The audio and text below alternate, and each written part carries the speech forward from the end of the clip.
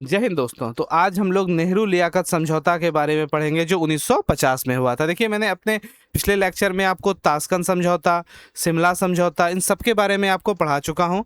आने वाले वीडियो में हम जैसे पंसिल समझौता है, सिंधु जल समझौता है, जो भी अपने पड़ोसी देश से समझौता हुआ है जिससे एग्जाम में क्वेश्चन पूछा जाता है, वो सब आपको बताऊंगा। तो चलिए अपने लेक्चर को शुरू करते हैं बिना समय बर्बाद किए हुए। आप लोग चैनल सब्सक्राइब कर लेना ताकि रेगुलर नोटिफिकेशन आपको मिलता रहे। देखिए, नेहरू लियाकत समझौता के बारे में बात करते हैं तो ये भारत और पाकिस्तान के बीच में हुआ था। ये कब हुआ था? तो 8 अप्रैल 1950 को हुआ था। डेट याद रखिएगा, 8 अप्रैल 1950, यानी आज़ादी के कुछ दिन बाद ही हुआ था। ठीक है, मैं आपको रीजन बताऊंगा ताकि आपको पूरी कहानी समझ में आ जाए। नई दिल्ली में हुआ था, इसीलिए इसे दिल्ली पैक्ट भी कहते हैं। दिल्ली में हुआ था, इसीलिए इसे दिल्ली समझौता या दिल्ली पैक्ट कहते हैं। ठीक है, आपको एग्जाम में दोनों पूछा जा सकता है कि दिल्ली पैक्ट किसे कहते हैं, दिल्ली समझौता किसे कहते हैं, नेहरू लियाकत समझौता किसे कहते हैं। तो चीज़ों को याद रखिएगा। देखिए, अब इसमें सिग्नेचर किसने किसने किया था, मतलब किनके किनके बीच पे हुआ था। तो यहाँ तो आपको नाम से क्लियर है, नेहरू लियाकत समझौता। एग्जाम में पूछा भी जाता है। भारत के प्रधानमंत्री जवाहरलाल नेहरू और पाकिस्तान के प्रधानमंत्री लियाकत अली खान के बीच में हुआ था। ठीक है, चलिए आइए अब हम इसके रीजन को समझते हैं कि ये हुआ क्यों था। ठीक है, देखिए, पूर्वी पाकिस्तान यानी जो बांग्लादेश था। ठीक है, देखिए आप यहाँ पे बांग्लादेश देख रहे हो, वेस्ट बंगाल, ढाका, है ना। यहाँ पे देखो आप, बांग्लादेश, ढाका, है ना, ये वाला सिंबल जगह। तो यहाँ पे दंगा हो गया था। चलिए देखिए इसमें क्या क्या हुआ था। देखिए, खुलना का दंगा। बांग्लादेश में एक जगह है खुलना, वहाँ दंगा हो रहा था। दंगा क्या हुआ था? दिसंबर 1949 में वहाँ पे जो है राइट हो गया, दंगा हो गया। ठीक है, जनवरी 1950 में शरणार्थी भारत पहुंचे। बांग्लादेश से क्या था कि भारत जो है, शरणार्थी जो है वो भारत आ रहे थे। अब यहाँ समस्या सीधा सा बात है भाई, जो हिंदू लोग थे वो लोग वहां से यहाँ आ रहे थे। देखिए आप इमेज देखोगे, मैं इमेज से आपको दिखा रहा हूँ, देखो ये उसी समय का है, खुलना दंगा के बारे में, जब किस तरह से हिंदू लोग जो है ट्रेनों में भर भर के भारत आ रहे थे। आप इससे समझ सकते हो। मैं आपको ये पूरी कहानी बताऊंगा तो आप अभी समझोगे आगे। चलो देखो, दिखाता हूँ आपको। ट्रेन पे हमले होने लगे। वहां तो बांग्लादेश में हो ही रहे थे दंगे, ट्रेन पे भी हमले होने लगे। जो ट्रेनों से हिंदू भारत आ रहे थे उन पे भी हमले होने लगे। ठीक है, अब इस लाइन से पूरा समझोगे। देखो, 10 लाख हिंदू पूर्वी पाकिस्तान छोड़कर भारत आ चुके थे। आप समझो कि 10 लाख लोग जो थे वो पूर्वी पाकिस्तान, ये बांग्लादेश को छोड़कर भारत आ चुके थे। आप समस्या समझ सकते हो कि 1950 की बात है, 49 दिसंबर या तो 50 की बात है। तो कितना समस्या गंभीर था उस समय। 10 लाख जनसंख्या कितनी बड़ी थी, जिससे बांग्लादेश से भारत आ रहे थे, जिससे पश्चिम बंगाल पूरा रोडों पर लोग आ गए थे, भर गए थे, रोड पे जगह नहीं था, इस तरह का समस्या हो गया था। फिर नेहरू जी क्या बोले संसद में खड़ा होके? देखिए, नेहरू जी स्टेटमेंट दिया। जवाहरलाल नेहरू ने भारतीय संसद में खड़े होकर कहा कि हालत काबू से बाहर है। अगर पाकिस्तान ने अल्पसंख्यकों को नहीं रोका, जो अल्पसंख्यक यानी बांग्लादेश में, पाकिस्तान में, उसमें तो पाकिस्तान ही था, पूर्वी पाकिस्तान, बांग्लादेश, तो वहां पे तो हिंदू अल्पसंख्यक थे। तो अगर अल्पसंख्यक को नहीं रोका, उनके अधिकारों की रक्षा नहीं की, तो भारत अन्य तरीके यानी सैन्य कार्रवाई यानी लड़ाई करेगा। अब जब ये बात नेहरू जी ने कहा ना, तो पाकिस्तान डर गया कि भाई अब युद्ध होगा और समस्या गंभीर हो जाएगा। तो उसने भी माना कि चलो समझौता ही कर लेते हैं। और फिर उसी के आधार पर नेहरू लियाकत समझौता, ने मैं आपको शुरू में बताया कि भारत पाकिस्तान में हुआ। लियाकत जी जो थे, लियाकत अली खान, वो पाकिस्तान से भारत आए और उन्होंने, सॉरी मैंने लियाकत जी बोला, आप इससे माइंड मत कीजिएगा। ठीक है, तो लियाकत भारत आए और उन्होंने दिल्ली में समझौता किया। ठीक है, चलिए आइए देखिए अब आगे। मैं आपको देखो रीजन क्या था, उद्देश्य क्या क्या हुआ, इस लियाकत समझौता से क्या क्या हासिल हुआ हमें, नेहरू लियाकत समझौता से क्या क्या किया, पर फॉलो कुछ नहीं हुआ, मैं आपको आगे वो भी बताऊंगा। देखिए, दोनों देश में रह रहे धार्मिक अल्पसंख्यक, जैसे इंडिया में मुस्लिम है अल्पसंख्यक और पाकिस्तान में हिंदू अल्पसंख्यक है, बांग्लादेश में हिंदू अल्पसंख्यक, और जो भी लोग हैं, जो भी धर्म के लोग हैं, कि अधिकारों की रक्षा करना, उनके अधिकार की रक्षा करना और उनके बीच डर का माहौल खत्म करना, मतलब उनको डर नहीं लगना चाहिए। ठीक है, ये सब हुआ नहीं फॉलो, आपको ही पता है। अल्पसंख्यक आयोग का गठन करना, मतलब एक अल्पसंख्यक आयोग का गठन किया जाएगा। ये सब नेहरू लियाकत समझौता में कुछ कंडीशन रखा गया था। ठीक है, ये सब होगा। ठीक है, शरणार्थी को वापस, जो भी शरणार्थी भारत आ चुके हैं वो सारा वापस लौटेंगे, अपने घर लौटेंगे, क्योंकि उस समय उन लोग तो पाकिस्तान, बांग्लादेश में ही रह रहे थे। ठीक है, जबरन धर्म परिवर्तन अवैध, मतलब जो धर्म बदलाया जा रहा था वो नहीं कराया जाए, ये सारी बातें रखा गया। चलिए देखिए अब आगे दिखाता हूँ। देखिए, अमित शाह ने, जब आपको पता है 2009 में संसद के भीतर अमित शाह का बयान, सब सीए लागू हो रहा था, तो अमित शाह ने इसी समझौते के बारे में बता के सीए को लागू किया था। अब यहां से रिलेट करके समझ पाओगे। देखिए अमित शाह ने क्या कहा था, नेहरू लियाकत समझौता विफल हो गया था क्योंकि पाकिस्तान ने वहां के अल्पसंख्यकों की रक्षा नहीं की। देखिए मैंने आपको भी दुरुस्त बताया कि यहाँ पहला वाला लाइन देखो आप, यहाँ पे दोनों देश में रह रहे धार्मिक अल्पसंख्यकों के अधिकार की रक्षा करना। पहला पॉइंट यही था, उनके डर के माहौल को खत्म करना। पर ऐसा पाकिस्तान ने किया नहीं, है ना। तो वही अमित शाह ने कहा था कि नेहरू लियाकत समझौता विफल हो गया था क्योंकि पाकिस्तान ने वहां के अल्पसंख्यकों की रक्षा नहीं की, इसलिए भारत को सीएए लाना, कानून लाना पड़ा। तो आप यहां से समझ सकते हो कि नेहरू लियाकत समझौता अल्पसंख्यक की रक्षा के लिए था। मेन यही मुद्दा था जो 1950 में आया था, क्योंकि 1949 में बांग्लादेश में दंगे हुए थे जहां से भारत लोग आ चुके थे शरणार्थी, और उसके बाद नेहरू लियाकत समझौता हुआ था, ठीक है। और उसके बाद जो विफल हो गया, क्योंकि आपको पता है कि जनसंख्या आज अगर आप देखोगे परसेंटेज तो घट चुकी है हिंदू की काफ़ी ज़्यादा, हर जगह में जहाँ पे भी हिंदू थे बाकी देश में। तो इसलिए अमित शाह ने सीएए ला के इन चीज़ों की बात की। चलिए ठीक है, आइए अब हम लोग देखिए कुछ और बात जानते हैं इससे, नेहरू लियाकत समझौता से।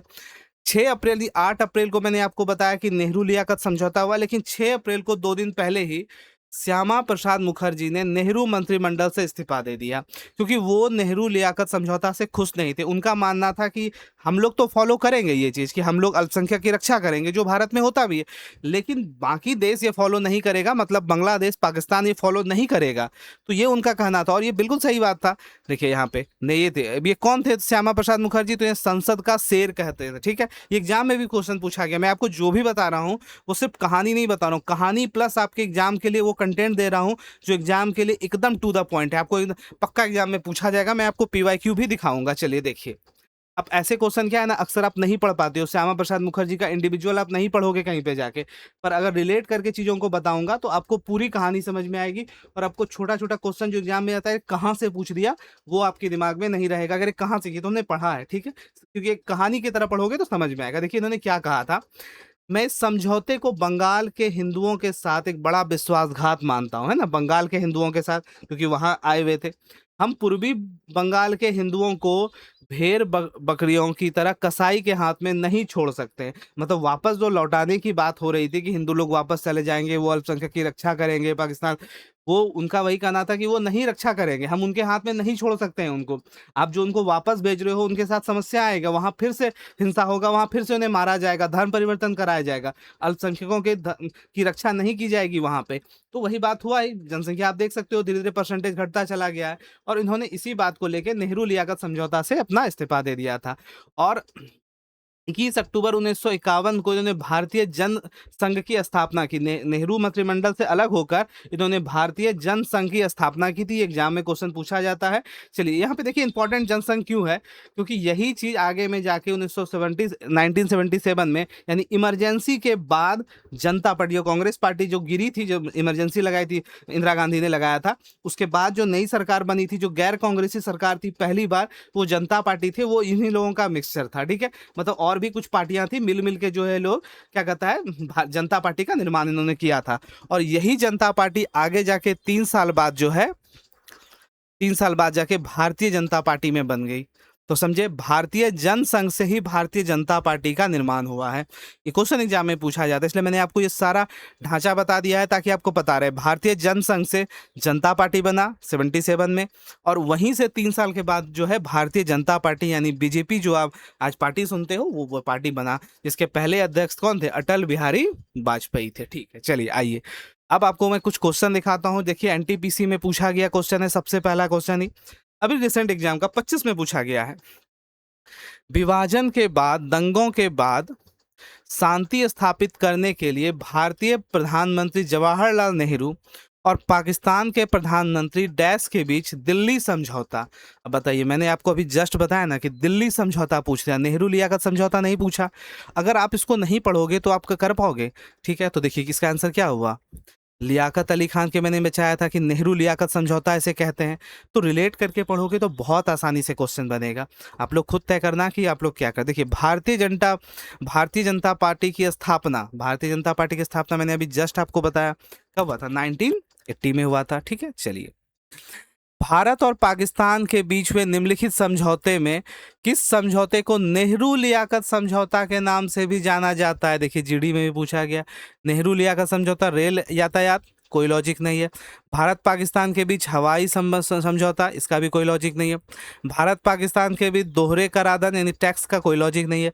अल्पसंख्यक की सुरक्षा, सबसे पहले बात तो मैंने यही बताई, यही आपको बस याद ही रखना है, अल्पसंख्यक की रक्षा के लिए ये काम हुआ था। चलिए, नेहरू लियाकत समझौता में डैश में हस्ताक्षर हुआ था। नेहरू लियाकत समझौता कब हुआ था? ये तो बहुत आसान है, आपको 1950 में मैंने आपको बता दिया था, 8 अप्रैल को।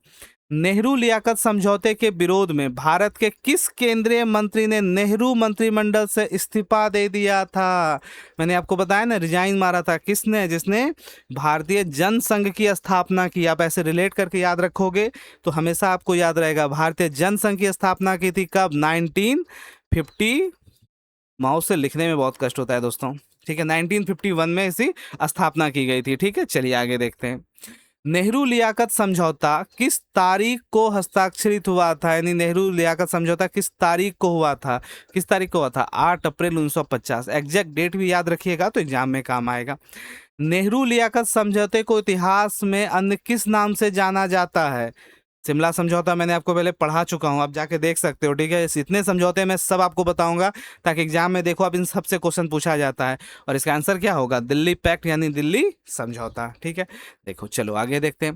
भारतीय जनता पार्टी की उत्पत्ति भारतीय जनसंघ से हुई है, जिसकी स्थापना डैश ने की थी। देखिए, जीडी में क्वेश्चन पूछा गया, आप ऐसे पढ़ोगे ना तो एक भी क्वेश्चन आपका गलत नहीं होगा। किसने की थी? श्यामा प्रसाद मुखर्जी ने की थी, जिसने भारतीय जनसंघ की स्थापना की थी 1951 में। और वही जाके पहले जनता पार्टी बना और जनता पार्टी के बाद जाके क्या बना वो?